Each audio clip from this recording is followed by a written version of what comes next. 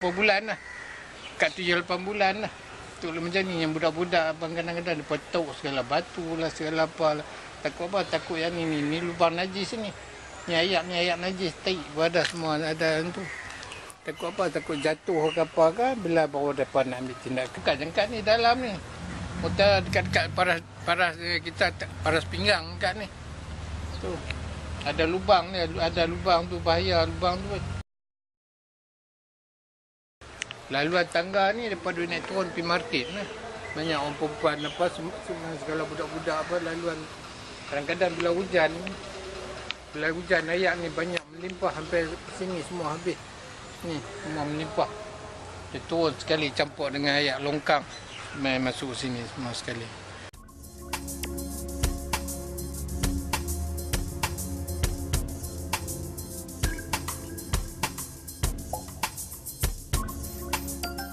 Yang najis bertakung ni lah 3 kali ke 4 kali lah dia punya pergi komplain lah di perumahan.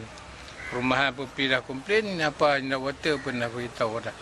Perumahan kata apa, dia kata yang ni bukan mereka punya hal, yang ni Indah Water punya dah. Tapi bila panggil Indah Water pula kata mereka tak serah lagi kat Indah Water. Kena panggil orang servis.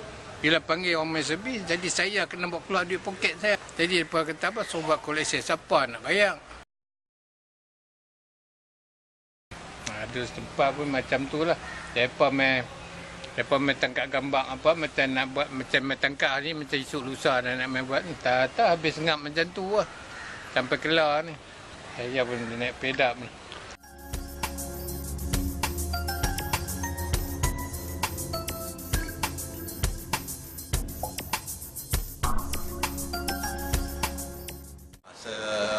Tahun 2009 kita telah menamatkan wang penyelenggaraan, maka pihak perumahan tidak lagi mengambil apa-apa tindakan terhadap penyelenggaraan street tent di rumah peralihan lah. Maksudnya rumah-rumah teres tu.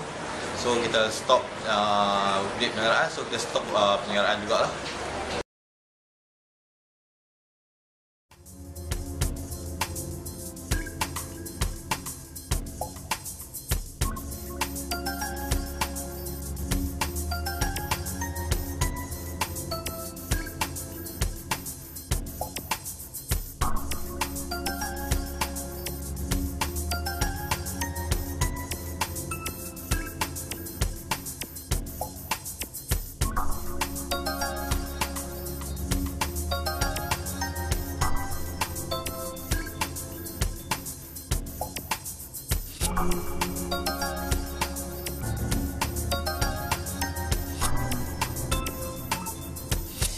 Mencadangkan supaya penduduk